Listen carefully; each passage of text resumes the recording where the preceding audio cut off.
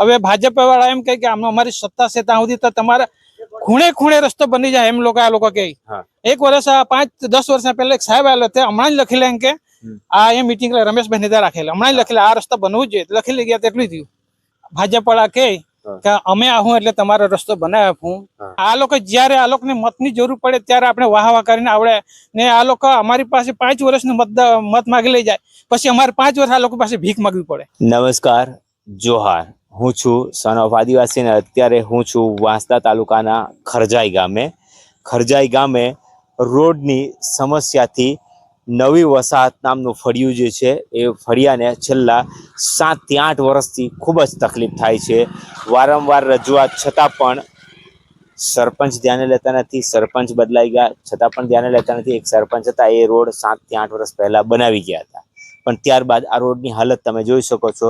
ચોમાસામાં અહીંથી 2 વ્હીલ પણ માંડ નીકળી શકે એવી પરિસ્થિતિમાં મુકાઈ જાય છે અને કાદવ કીચડ થઈ જાય છે. અને આ ખરજાઈનું છેવાડાનું ગામ છે, નવી વસાહતનું ફળિયું છે. અહીંયા 12 થી 15 જેટલા ઘરો છે, 50 થી 60 જણા લોકો રહે છે. આપણી સાથે બધા જ ભેગા છે અને એમની જે તકલીફ છે, એમની સમસ્યા છે, એના માટે આજે આવ્યા છે. તમારું નામ શું? મિતેશભાઈ, શું કહેવા આ રસ્તા માટે તમને શું સમસ્યા છે? સમસ્યા તો એ જ છે કે આ 5 વર્ષ હમણાં દિવાળી પર એના પતી જતા છે, પણ 5 વર્ષ પૈતા છતાં બી આ રસ્તાનું કોઈ નિવારણ નથી આવતું. ખાલી કહી દે કે બની જાય એટલું કે પછી કઈ એનું કોઈ પેલું નહીં આવે, ઉકેલ નહીં આવે. કોઈ ઉકેલ જ નહીં આવે. તમને છેલ્લે ક્યારે બની જાય એવું કહી ગયા?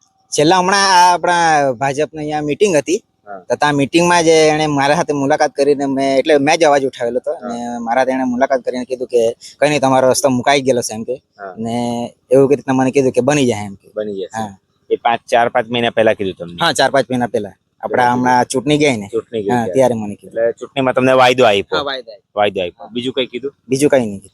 તમારું નામ શું કીધું? મિતેશભાઈ. અહીંયા બીજા બધા ઘણા ફળિયાના છે જે બધા તકલીફથી હેરાન છે, પરેશાન છે. કાકા, તમારું નામ? ગનસુભાઈ.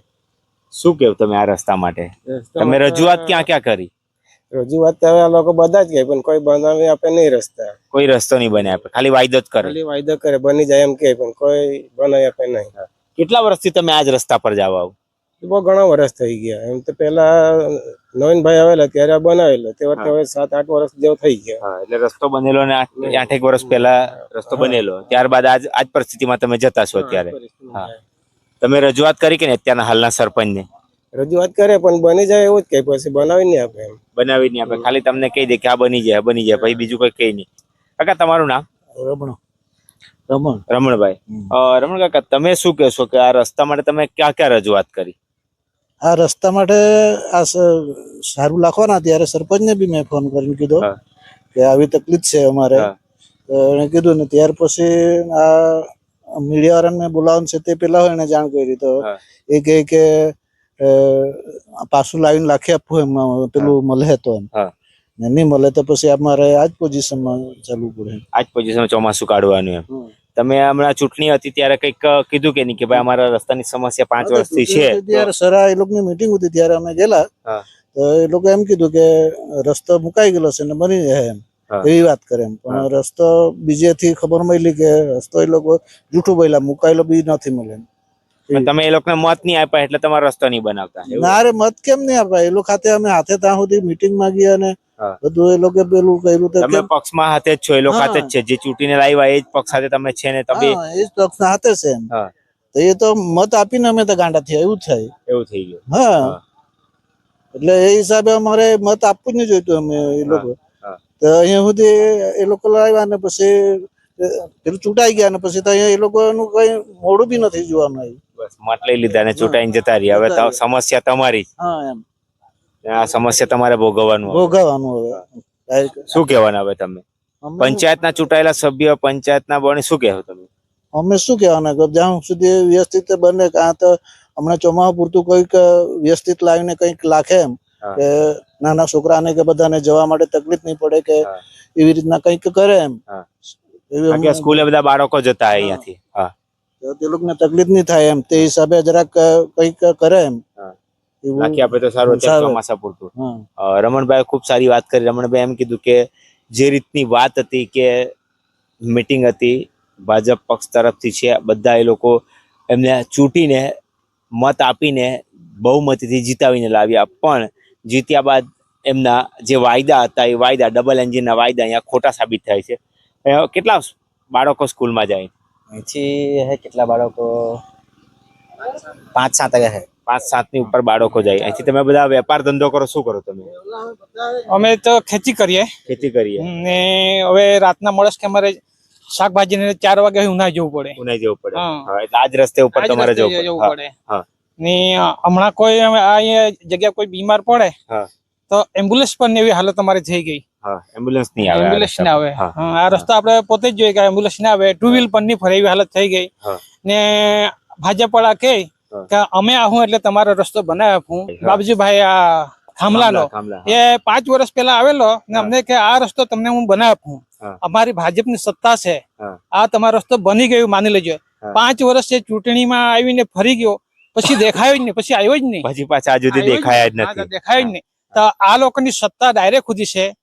તાલુકા પંચાયત છે, જિલ્લા પંચાયત છે, અનંત પટેલ એકલો આ કોંગ્રેસનો છે, હા. છતાં પણ આ રસ્તો નહીં થાય. અનંત પટેલ તો અમારે તો જોવા હોય ને આવે. હા.